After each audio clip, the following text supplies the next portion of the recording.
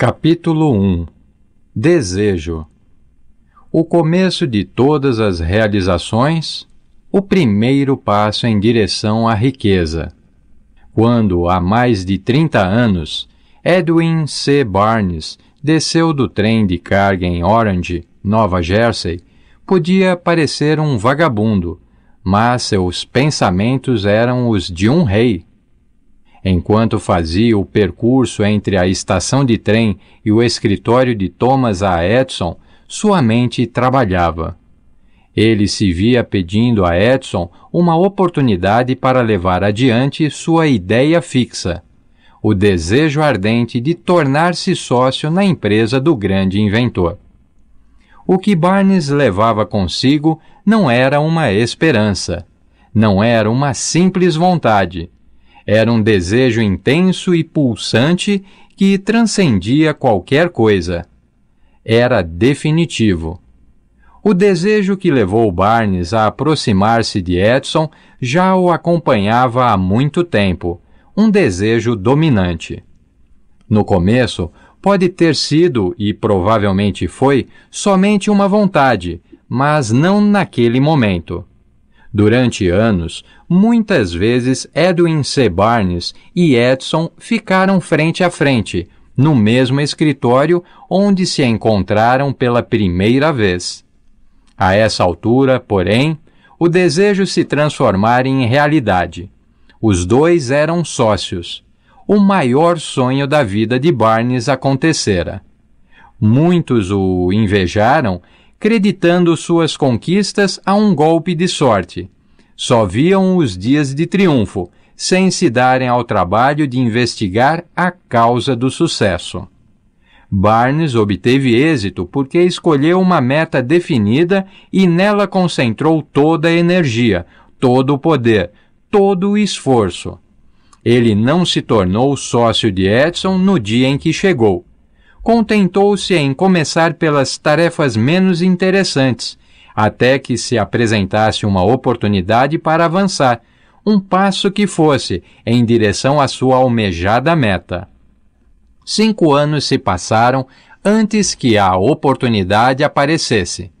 Durante todo esse tempo, não lhe deram um só fiapo de esperança, não lhe fizeram qualquer promessa de que seu desejo seria atendido. Para todos, exceto para si mesmo, ele parecia ser apenas um dente nas engrenagens da empresa de Edison.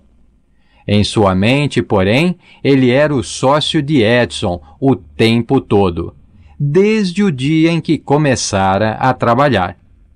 Essa é uma demonstração notável do poder de um desejo definido.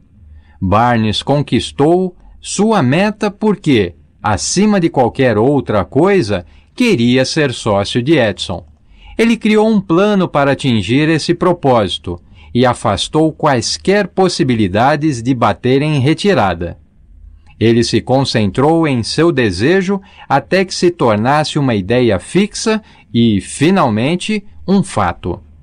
Quando foi para a Orange, ele não disse, abre aspas, vou tentar convencer Edison a me dar um trabalho qualquer, fecha aspas. Ele disse, abre aspas, vou ver Edison e mostrar que vim para ser seu sócio, fecha aspas.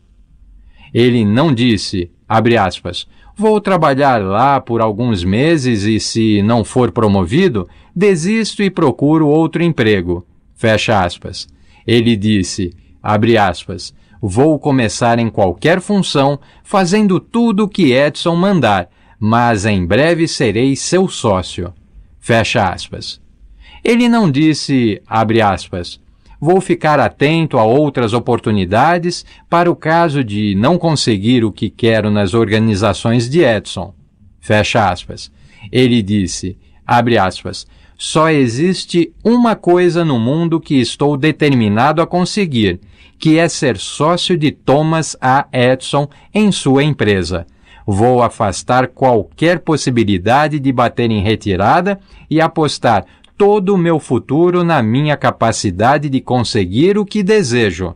Fecha aspas. Ele não deixou qualquer possibilidade de desistência. Era vencer ou morrer. Essa é a história do sucesso de Barnes. Há muito tempo, um grande guerreiro se viu diante de uma circunstância em que era necessário tomar uma decisão que garantisse a vitória no campo de batalha. Devia lançar seu exército contra um poderoso adversário, que contava com tropas muito mais numerosas. Embarcou seus homens em navios e velejou rumo ao país inimigo. Lá desembarcou soldados e equipamentos e deu a ordem de queimar os navios em que tinham viajado. Dirigindo-se aos seus homens, antes da primeira batalha, disse: "Vocês estão vendo os navios em chamas? Isso significa que só sairemos vivos daqui se vencermos. Agora não temos escolha, é vencer ou morrer." Eles venceram. Quem quiser ter sucesso em uma empreitada, precisa queimar os navios e cortar todas as possibilidades de bater em retirada. Somente assim conseguirá manter esse estado de espírito conhecido como desejo ardente de vencer, essencial ao sucesso. Na manhã seguinte ao grande incêndio de Chicago, um grupo de comerciantes reunido na State Street observava os restos enfumaçados do que antes havia sido lojas. Precisavam decidir se tentariam reconstruir os prédios ou se deixariam a cidade, recomeçando em outra região mais promissora. Chegaram à decisão: todos deixariam Chicago, exceto um.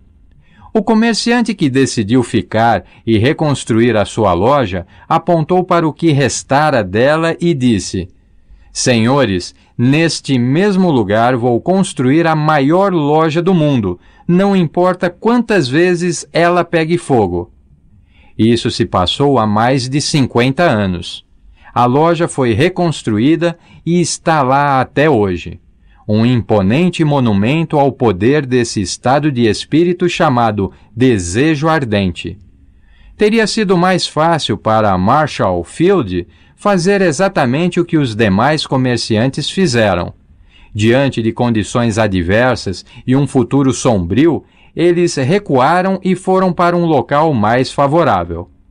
Repare na diferença entre Marshall Field e os outros comerciantes, porque é a mesma que distingue Edwin C. Barnes de milhares de outros rapazes que trabalharam nas organizações de Thomas Edison.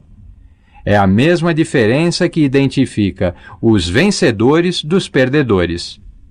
Todo ser humano que atinge a idade de começar a entender para que serve o dinheiro quer tê-lo, mas querer somente não traz riquezas. No entanto, desejar riquezas com um estado de espírito que se torne uma ideia fixa, planejar meios e modos definidos para conquistá-las e basear esses planos em uma persistência que não admita o fracasso, isso sim trará riquezas. O método pelo qual o desejo de riquezas pode ser transformado em seu equivalente financeiro fundamenta-se em 6 práticos e definidos passos. Primeiro, fixe em sua mente a quantia exata que você deseja. Não basta dizer apenas, abre aspas, eu quero muito dinheiro, fecha aspas.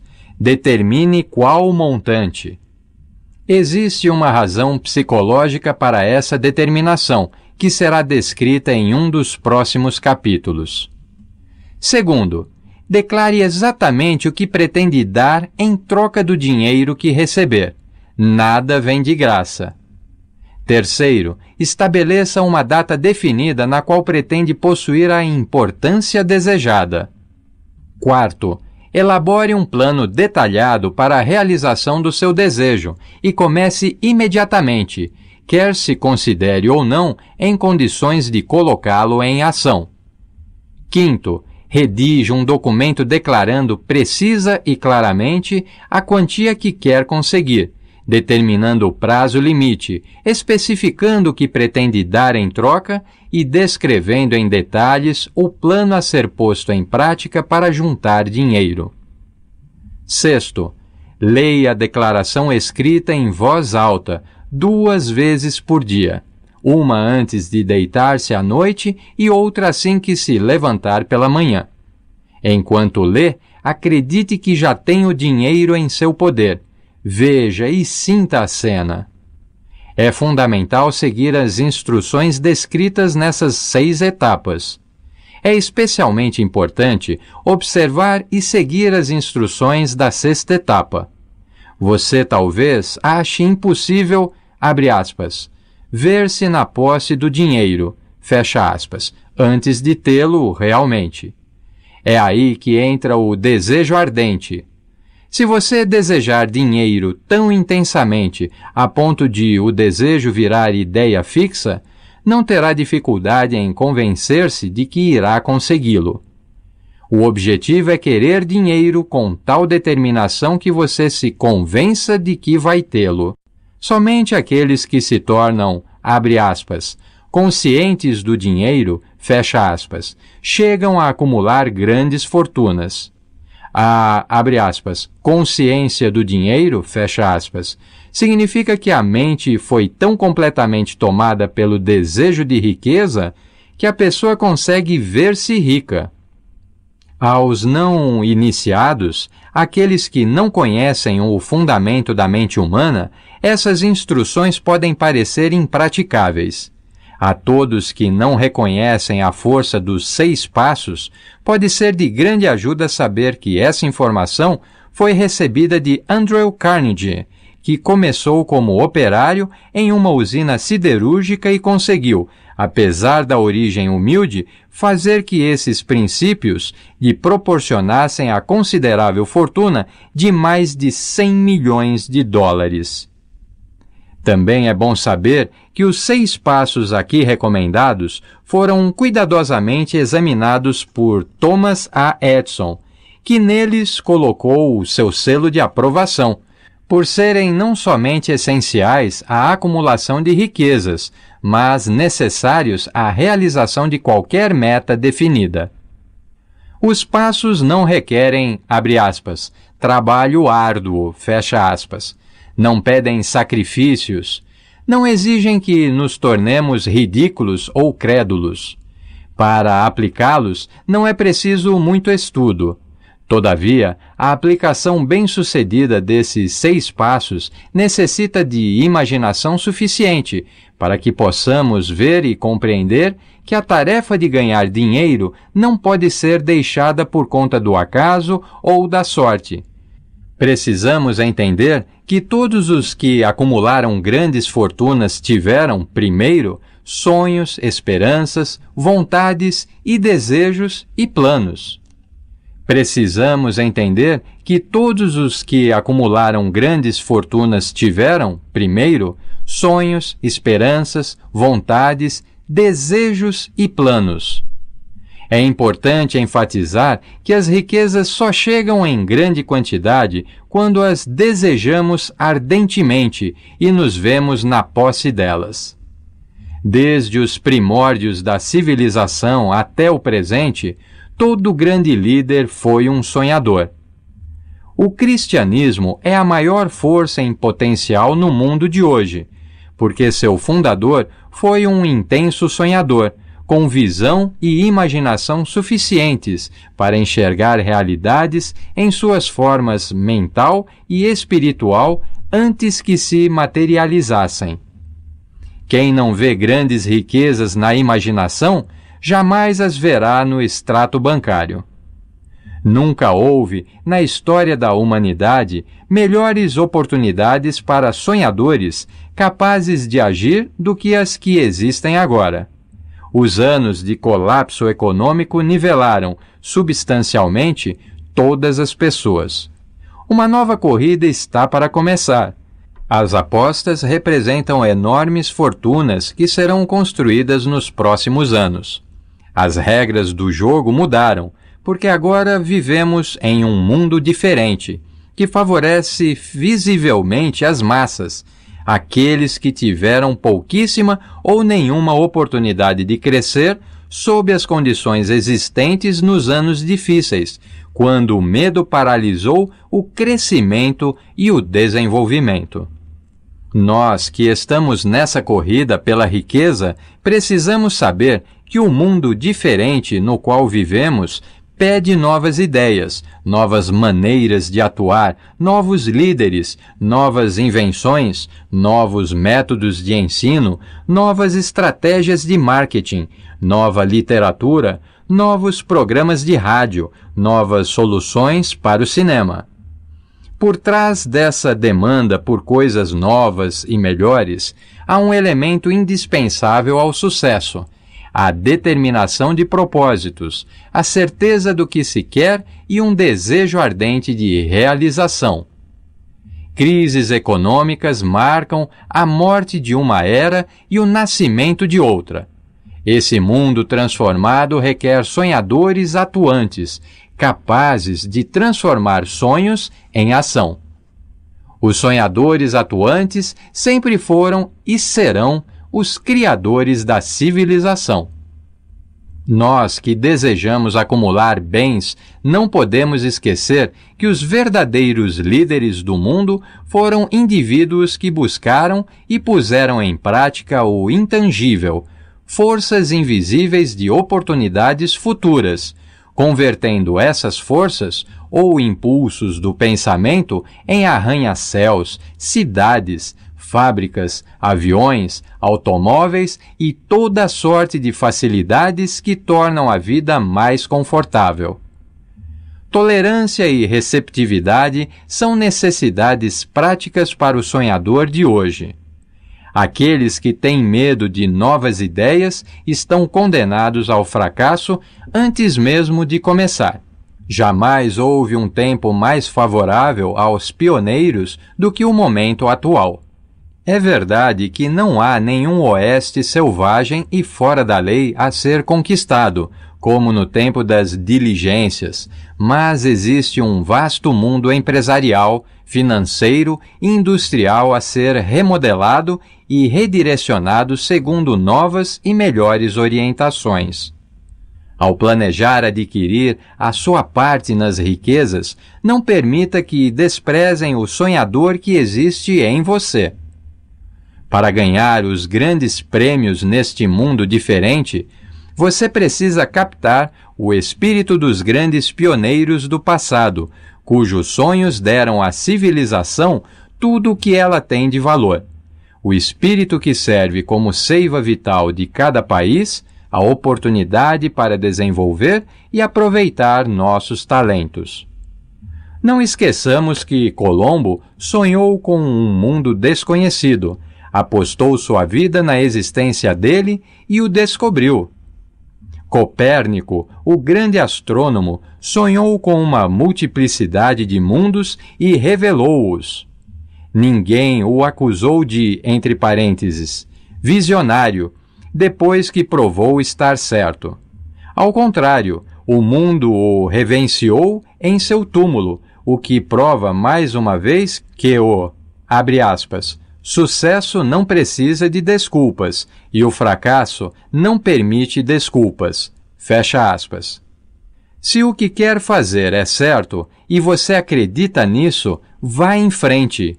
Priorize o seu sonho e, caso sofra uma derrota temporária, não se importe com o que abre aspas, os outros, fecha aspas, disseram, porque, entre aspas, eles talvez não saibam que todo fracasso traz consigo a semente de um sucesso equivalente.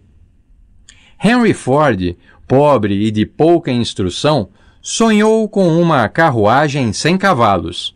Foi trabalhar com as ferramentas que tinha, sem esperar que a oportunidade o favorecesse, e hoje as provas de seu sonho circulam por toda a terra. Ele fez girar em mais rodas do que qualquer outro homem, porque não teve medo de sustentar seus sonhos. Thomas Edison sonhou com uma lâmpada que fosse operada eletricamente, pôs seu sonho em ação e, apesar de mais de 10.000 fracassos, manteve esse sonho até fazer dele uma realidade. Sonhadores atuantes não desistem. Helene sonhou com uma cadeia de tabacarias, transformou seu sonho em ação e hoje existem United Cigar Stores em todo o território dos Estados Unidos. Lincoln sonhou com a libertação dos escravos negros, agiu e ainda viveu para ver a união entre o Norte e o Sul. Os irmãos Wright sonharam com uma máquina voadora. Hoje vemos nos 4 cantos do mundo a força de seu sonho. Marconi sonhou com um sistema para utilizar as forças intangíveis do éter. A prova de que não foi em vão está em cada transmissão radiofônica no mundo. Ademais, o sonho de Marconi colocou lado a lado a mais humilde cabana e a mais suntuosa mansão. Tornou vizinhos todos os povos de todas as nações da terra. Agora, os governantes podem falar a todo o povo, ao mesmo tempo, a qualquer momento. No entanto, saiba que, entre aspas, amigos de Marconi levaram-no à força para ser examinado num hospital para doentes mentais, quando ele anunciou haver descoberto um princípio que permitia enviar mensagens através do ar, sem necessidade de fios, ou outro meio físico direto de comunicação. Os sonhadores de hoje recebem melhor tratamento. O mundo se acostumou a descobertas, e mais, tende-se a recompensar o sonhador que traz ao mundo uma nova ideia. Abre aspas. Toda grande realização foi, primeiramente e por algum tempo, apenas um sonho. Fecha aspas. Abre aspas. A árvore dorme dentro do fruto, o pássaro espera no ovo, e na mais alta visão da alma, um anjo fica de guarda. Fecha aspas. O sonho é a semente da realidade. Sonhadores do mundo, animem-se, apareçam e mexam-se. A sua estrela está subindo. As crises econômicas ensinam humildemente tolerância e compreensão e trazem a oportunidade que todos esperam. O mundo está cheio de oportunidades que os sonhadores do passado jamais conheceram. Um desejo ardente de ser e de fazer deve ser o ponto de onde partem os sonhadores. O sonho não nasce da indiferença, da preguiça, nem da falta de ambição. Os sonhadores deixaram de ser alvos de chacota ou desprezo. Se não acredita, vá ao Tennessee, nos Estados Unidos, e veja o que um presidente sonhador fez para controlar e aproveitar a força da água. Anos antes, tal sonho seria considerado loucura. Se você se decepcionou, sofreu uma derrota, sentiu o coração dentro do peito ser esmagado até sangrar, tenha coragem, pois essas experiências são recursos de valor incomparável. Elas fortalecem o espírito. Lembre-se também de que todos os que obtiveram êxito na vida começaram de baixo e ultrapassaram enormes dificuldades até, abre aspas, chegar lá, fecha aspas. Usualmente, na vida dos bem-sucedidos, a, entre aspas, virada ocorreu em um momento de crise, durante o qual foram apresentados a seu, abre aspas, outro eu, fecha aspas. John Bunyan, depois de ter sido preso e severamente punido em razão de suas ideias sobre religião, escreveu O Peregrino, a viagem do cristão à cidade celestial, livro que se encontra entre os melhores de toda a literatura inglesa. O. Henry, considerado um dos maiores contistas norte-americanos, descobriu o gênio adormecido em seu cérebro quando problemas do mundo dos negócios o levaram à cadeia em Columbus, Ohio. Forçado pela infelicidade a tomar conhecimento de seu, abre aspas, outro eu, fecha aspas, e a usar a imaginação, ele descobriu que era um grande autor e não um rejeitado, um criminoso miserável. Os caminhos da vida são estranhos e tortuosos, e mais estranhos ainda são os rumos da inteligência infinita, que força o indivíduo algumas vezes a passar por todo tipo de castigo, até descobrir no próprio cérebro a capacidade de criar ideias úteis por meio da imaginação. Thomas Edison, o maior inventor e cientista do mundo, foi um telegrafista, entre aspas, comum e falhou inúmeras vezes antes de ser levado, finalmente, à descoberta do gênio adormecido em seu cérebro. Charles Dickens começou colando etiquetas em potes de graxa. A tragédia de seu primeiro amor atingiu as profundezas de sua alma, fazendo dele um dos grandes autores do mundo. Essa tragédia produziu David Copperfield e depois uma sucessão de outros trabalhos que tornaram o mundo melhor e mais rico para seus leitores. Geralmente, as desilusões de amor têm o efeito de levar os homens à bebida e as mulheres à ruína. Isso porque a maioria das pessoas nunca aprende a arte de transformar suas mais fortes emoções em sonhos de natureza construtiva.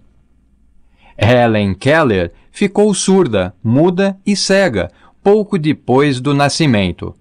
Apesar das sérias deficiências, ela escreveu seu nome para sempre nas páginas da história dos grandes. Sua vida comprovou que ninguém é jamais derrotado até que aceite a derrota como realidade. Robert Burns era um jovem camponês inculto, assolado pela pobreza, e podia ter sido apenas mais um beberrão.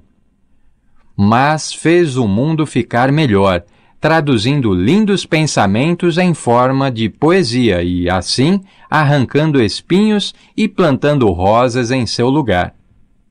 Booker T. Washington nasceu escravo e foi discriminado pela condição e pela cor. Por exercer a tolerância, ter sempre a mente aberta para todos os assuntos e ser um sonhador, deixou sua marca, para o bem de toda uma raça. Beethoven era surdo, Milton era cego, mas seus nomes serão lembrados para sempre, pois eles sonharam e transformaram seus sonhos em pensamentos organizados. Antes de passar ao próximo capítulo, acenda outra vez na sua mente o fogo da esperança, fé, coragem e tolerância. Com esses sentimentos e conhecimento suficiente dos princípios descritos, tudo mais que precisar virá a você, quando chegar o momento, se você estiver pronto. Deixemos Ralph Waldo Emerson, escritor e filósofo norte-americano, expor seu pensamento nestas palavras. Abre aspas. Cada provérbio, cada livro, cada máxima que sirva de auxílio e conforto certamente lhe chegará através de caminhos diretos ou tortuosos, e todo amigo de alma grandiosa e gentil o prenderá em seus braços. Fecha aspas. Há uma diferença entre desejar algo e estar pronto para recebê-lo. Ninguém recebe se não acredita. Precisa haver um estado de crença, e não de simples esperança ou vontade. Deixar a mente aberta é essencial para crer. Mentes fechadas não inspiram fé nem coragem. Lembre-se de que é necessário o mesmo empenho tanto para, abre aspas, pensar grande, fecha aspas, pedir abundância e prosperidade, como para aceitar a miséria e pobreza. Um grande poeta declarou essa verdade universal com muita propriedade nestes versos. Abre aspas.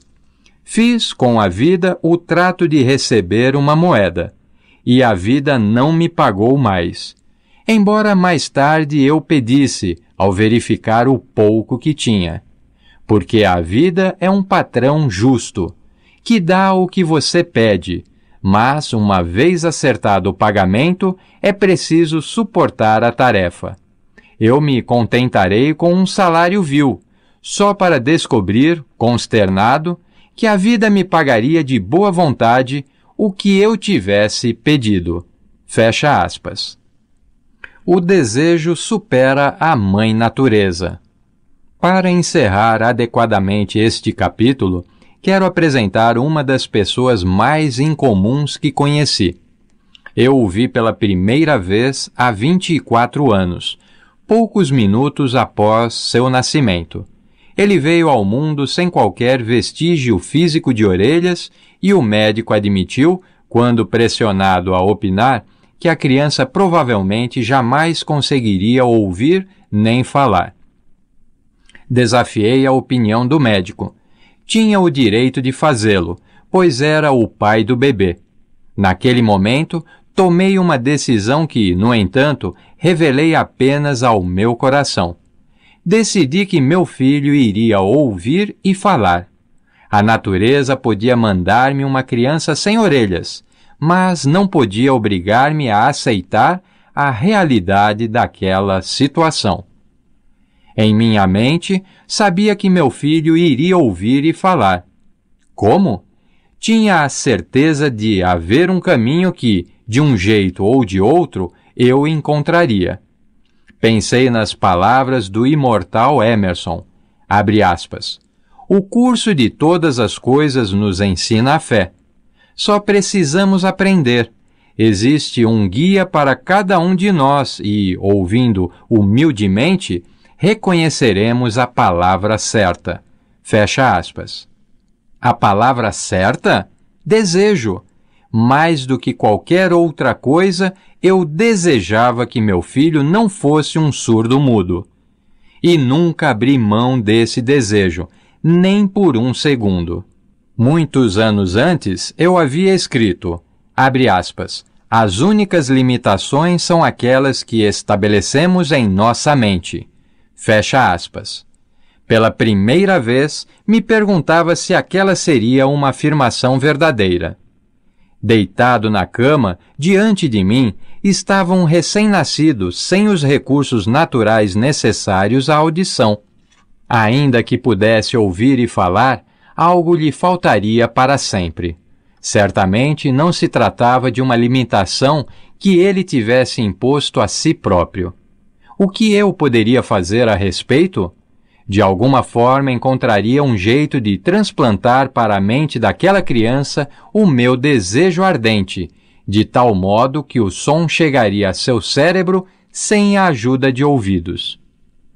Tão logo a criança fosse crescida o bastante para cooperar, eu encheria sua mente com o desejo ardente de ouvir, para que a natureza, por seus próprios métodos, transformasse isso em realidade física. Guardei os pensamentos para mim, sem fazer comentários. Todos os dias renovava minha promessa, meu filho não seria surdo-mudo. À medida que o menino crescia e começava a notar as coisas ao seu redor, tivemos a impressão de que conseguia ouvir minimamente. Quando atingiu a idade em que as crianças usualmente começam a falar, ele não o fez, mas suas atitudes demonstravam que estávamos certos. Ele percebia alguns sons. Era tudo o que eu precisava saber. Estava convicto de que, se podia ouvir, embora pouco, meu filho conseguiria desenvolver a audição. Então algo aconteceu que me encheu de esperanças, vindo de um lugar inteiramente inesperado. Compramos um toca-discos. Quando ouviu música pela primeira vez, o menino entrou em êxtase e logo se apropriou do aparelho. Em pouco tempo, havia desenvolvido uma preferência por algumas músicas, entre elas, It's a Long Way to Tipperary. Certa vez, fez tocar o disco por quase 2 horas, em que ficou de pé diante do aparelho, com os dentes cravados na beira da caixa de som. Só alguns anos mais tarde compreendemos o significado desse hábito desenvolvido por ele, porque na época ainda não tínhamos ouvido falar do princípio da, abre aspas, condução óssea, fecha aspas, do som. Pouco tempo depois de meu filho ter se apropriado do toca-discos, descobri que ele me ouvia com razoável clareza quando eu falava com os meus lábios tocando seu osso mastoide ou na direção da base de seu cérebro. Essas descobertas me deram os meios necessários para que eu começasse a realizar o desejo ardente de ajudar meu filho a desenvolver a audição e a fala. Nessa época, ele arriscava falar certas palavras. A perspectiva estava longe de ser animadora, mas o desejo apoiado pela fé não conhece a palavra, entre parênteses, impossível. Certo de que ele podia ouvir com clareza o som da minha voz, comecei imediatamente a transferir para sua mente o desejo de ouvir e falar. Logo descobri que o menino gostava que eu lhe contasse histórias na hora de dormir.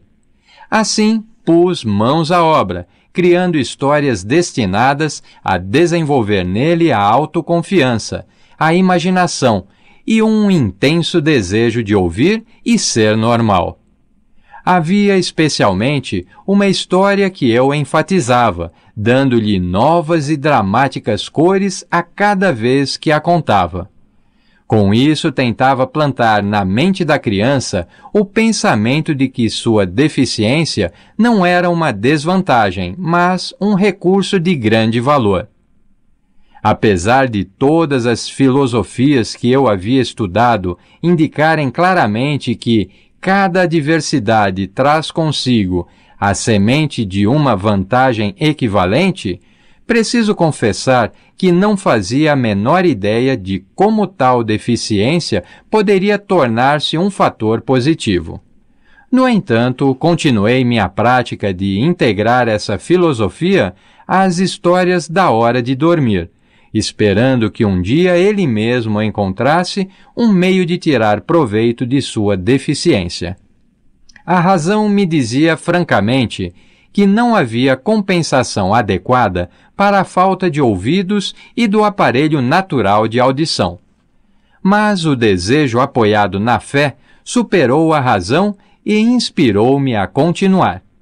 Analisando a experiência, posso ver agora que a fé depositada em mim pelo meu filho teve muito a ver com o impressionante resultado. Ele jamais questionou o que eu lhe dizia. Eu o convenci de que possuía uma nítida vantagem sobre os irmãos mais velhos, vantagem esta que se manifestaria de diversas maneiras. Os professores, por exemplo, observando que ele não tinha orelhas, lhe dariam especial atenção e o tratariam com extraordinária gentileza. E foi o que aconteceu. A mãe dele tratou disso, visitando os professores e solicitando mais cuidado com aquele aluno. Também o convenci de que, quando tivesse idade para vender jornais, ele teria uma grande vantagem sobre o irmão, então vendedor de jornais, já que as pessoas lhe pagariam mais ao ver que a falta de orelhas não o impedia de ser um garoto inteligente e esforçado. Notamos que, gradualmente, a audição do menino melhorava. Além do mais, a deficiência não fizera dele um tímido. Mais ou menos aos 7 anos, ele nos deu a primeira prova de que a estratégia de trabalhar sua mente começava a dar frutos. Insistia em vender jornais, mas a mãe não concordava. Achava perigoso deixá-lo sair à rua sozinho. Ele, então, decidiu resolver a questão. Uma tarde em que ficou em casa com os empregados, pulou a janela da cozinha, alcançando o quintal, e foi à luta. Pediu 6 centavos emprestados ao sapateiro da vizinhança, comprou jornais, vendeu-os, reinvestiu o dinheiro e, durante a tarde inteira, repetiu a operação. Após fazer as contas e pagar ao, entre aspas, banqueiro o dinheiro que havia tomado emprestado, teve um lucro líquido de 42 centavos. Quando chegamos em casa naquela noite, nós o encontramos dormindo em sua cama, com o dinheiro bem apertado na mão. Então, a mãe abriu-lhe a mão, pegou as moedas e chorou. Chorar pela primeira vitória do filho parecia tão inadequado. Minha reação foi inversa.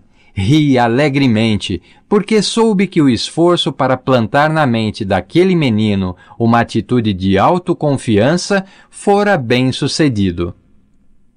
Sua mãe viu um pequeno menino surdo que, em seu primeiro empreendimento, tinha ido para as ruas sozinho e arriscado a vida para ganhar dinheiro. Eu vi um pequeno negociante corajoso, empreendedor, ambicioso e autoconfiante, cuja fé em si mesmo havia subido 100%, já que entrara no mundo dos negócios por conta própria e vencera. O resultado me agradou, porque percebi nele aptidões que o acompanhariam pela vida afora. O futuro confirmaria isso. Quando seu irmão mais velho queria alguma coisa, deitava-se no chão, esperneava, chorava e conseguia. Quando o, abre aspas, pequeno menino surdo, fecha aspas, queria alguma coisa, planejava um meio para ganhar dinheiro e comprava o objeto desejado com recursos próprios. E ele ainda faz isso. Na verdade, meu filho me ensinou que deficiências podem ser aceitas como obstáculos e usadas como desculpas, ou consideradas degraus a serem galgados rumo a uma meta estabelecida. O menininho surdo cursou o ensino fundamental, o ensino médio e a faculdade sem ouvir os professores, a menos que falassem perto dele e bem alto. Nunca frequentou escolas especiais. Não permitimos que ele aprendesse a linguagem dos sinais. Estávamos determinados a fazê-lo levar uma vida normal, com outras crianças, e mantivemos essa decisão, embora nos tenha custado acalorados debates com a diretoria das escolas. Quando cursava o ensino médio, tentou usar um aparelho elétrico para surdez. Não deu certo, pois meu filho havia nascido sem qualquer vestígio de sistema auditivo natural. Tal condição foi descoberta pelo Dr. J. Gordon Wilson, de Chicago, durante uma cirurgia na cabeça a que o menino se submeteu aos 6 anos. Na última semana de aulas na faculdade, 16 anos depois da operação, aconteceu um fato que marcou definitivamente sua vida. Pelo que parecia puro acaso, ele recebeu outro aparelho elétrico para surdez, ainda em teste. Tendo em vista o desapontamento anterior, hesitou em aceitar. Finalmente, sem muito interesse, pegou o aparelho, colocou-o no ouvido, ligou a bateria e pronto. Como num passe de mágica, seu constante desejo de ouvir normalmente tornou-se realidade. Pela primeira vez na vida, ele ouvia praticamente tão bem quanto qualquer um. Abre aspas. Deus opera misteriosamente suas maravilhas. Fecha aspas. Deslumbrado pelo mundo diferente que o novo aparelho lhe apresentou, ele correu ao telefone, ligou para a mãe e ouviu perfeitamente a voz dela.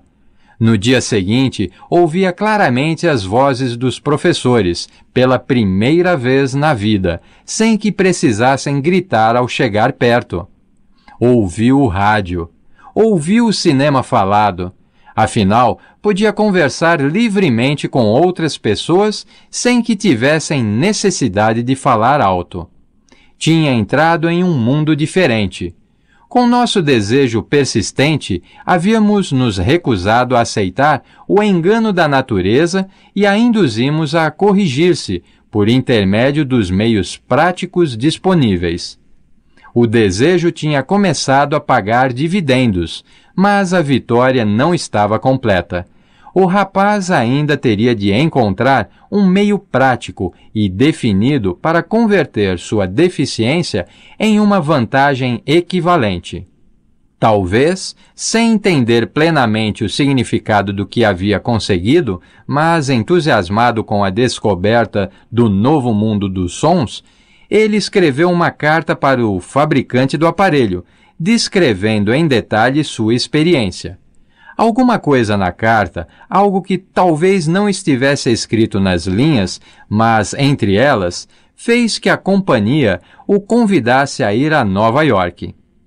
Chegando lá, foi levado a conhecer a fábrica e, enquanto contava ao engenheiro-chefe sobre a mudança operada em seu mundo, uma intuição, uma ideia ou uma inspiração, chame como quiser, surgiu em sua mente.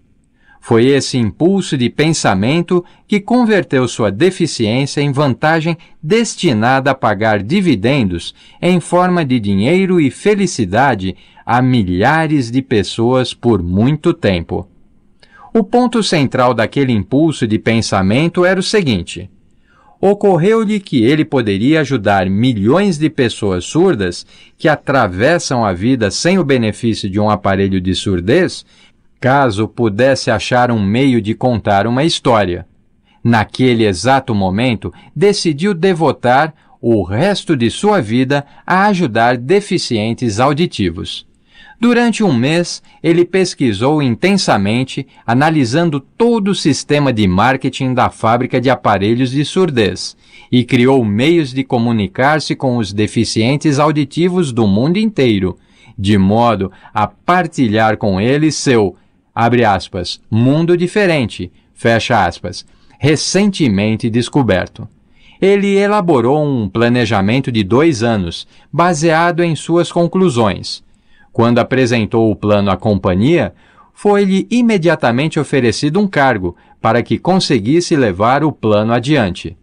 Ao começar o trabalho, nem sonhava estar destinado a levar esperança e alívio a milhares de deficientes auditivos que, sem sua ajuda, estariam condenados para sempre ao silêncio. Pouco depois de tornar-se sócio do fabricante de aparelhos, ele me convidou a assistir a uma aula oferecida pela empresa para ensinar deficientes auditivos a ouvir e a falar. Apesar de desconhecer o método, fui à aula. Eu me sentia um tanto cético, porém tinha esperanças de não estar perdendo tempo. O que vi me levou a entender melhor o que eu havia feito para despertar e manter vivo na mente do meu filho o desejo de ouvir normalmente. Vi deficientes aprendendo a ouvir e a falar por meio do mesmo princípio que eu usara, mais de 20 anos antes, para livrar meu filho do silêncio. Assim, por uma estranha volta da roda do destino, Blair e eu estávamos destinados a auxiliar aqueles que ainda nem haviam nascido, por sermos os 2 únicos seres humanos, que eu sabia, a estabelecer definitivamente o fato de que uma deficiência poderia ser corrigida a ponto de permitir uma vida normal. Se havia sido possível para um, seria possível para outros. Não tenho dúvidas de que Blair teria sido um surdo-mudo por toda a vida se sua mãe e eu não tivéssemos moldado sua mente como fizemos. O próprio médico que fez o parto disse, confidencialmente, que a criança poderia nunca ouvir ou falar. Há pouco tempo, o Dr. Irving Voorhees, um notável especialista em casos semelhantes, examinou Blair muito cuidadosamente. Ficou espantado ao verificar como meu filho ouve e fala bem, pois, segundo ele, o exame indicava que, abre aspas, teoricamente, o rapaz não seria capaz de ouvir de forma alguma, fecha aspas. Mas ele ouve, apesar de os raios X demonstrarem que não existe qualquer abertura do crânio que permita a ligação entre som e cérebro. Quando implantei na mente do meu filho o desejo de ouvir, falar e viver como uma pessoa comum, esse impulso foi acompanhado de uma estranha influência que fez a natureza construir uma ponte sobre o abismo de silêncio, ligando o cérebro ao mundo exterior, por meios que nem os mais capacitados especialistas, foram capazes de interpretar.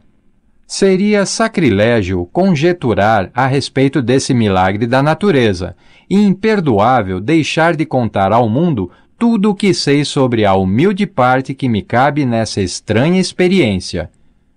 É meu dever e um privilégio dizer que acredito, e não sem motivos, que nada é impossível àquele que apoia seu desejo numa fé inabalável. Na verdade, um desejo ardente possui meios estranhos de se transformar em seu equivalente material. Blair desejou ouvir normalmente e conseguiu. Nasceu com uma deficiência que poderia facilmente levar alguém com um desejo menos definido às ruas com uma canequinha na mão. No entanto, o que seria uma desvantagem serviu de meio para a prestação de um serviço a milhares de deficientes auditivos, além de garantir-lhe um emprego útil e uma remuneração adequada para o resto da vida. As, abre aspas, mentirinhas brancas, fecha aspas, que coloquei em sua mente quando ele era criança, levando-o a acreditar que sua deficiência se tornaria uma vantagem, foram justificadas. Na verdade, não há nada, certo ou errado, que a crença e o desejo ardente, juntos, não possam realizar. Eles estão aí, à disposição de todos. Em toda a minha experiência no trato com homens e mulheres com problemas pessoais, jamais encontrei um caso que demonstrasse mais significativamente o poder do desejo. Às vezes, autores cometem o erro de escrever sobre assuntos a respeito dos quais possuem apenas um conhecimento elementar ou superficial. Tive a sorte e o privilégio de usar a deficiência do meu filho para testar a eficácia do poder do desejo. Talvez tenha sido providencial o que aconteceu, pois certamente ninguém está mais preparado do que ele para servir de exemplo do poder do desejo posto à prova. Se até a mãe natureza vergou-se diante da força do desejo, parece-lhe lógico que seres simplesmente humanos possam derrotar um desejo ardente? O poder da mente humana é estranho e imponderável. Não entendemos o método pelo qual a mente utiliza cada circunstância, cada indivíduo, cada objeto ao seu alcance, como meio de transformar o desejo em sua contrapartida física. Quem sabe um dia a ciência descubra esse segredo. Plantei na mente do meu filho o desejo de ouvir e falar, como uma pessoa comum ouve e fala. Esse desejo tornou-se realidade. Plantei em sua mente o desejo de converter sua maior deficiência em sua maior vantagem. Esse desejo foi realizado.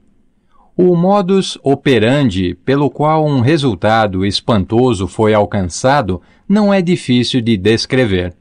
São 3 fatos bem definidos. Primeiro, misturei a fé com o desejo de ouvir normalmente e passei isso para o meu filho. Segundo, comuniquei-lhe o meu desejo de todas as formas possíveis e imagináveis, em um esforço contínuo e persistente durante vários anos. Terceiro, ele acreditou em mim. Quando eu terminava este capítulo, chegou-me a notícia da morte de Madame Schumann-Heiking. Um parágrafo curto no texto da notícia apontava o estupendo sucesso como cantora dessa mulher especial. Transcrevi o parágrafo porque nele se vê que ela chegou ao sucesso exatamente pelo desejo. No início da carreira, Madame Schumann-Heink visitou o diretor da Vienna Court Opera para que lhe testasse a voz, mas o teste não aconteceu. Depois de um rápido olhar na jovem sem graça e pobremente vestida, o diretor exclamou de modo nada gentil: "Com essa cara e sem nenhuma personalidade, como pode esperar ser bem-sucedida em ópera? Minha jovem, desista da ideia.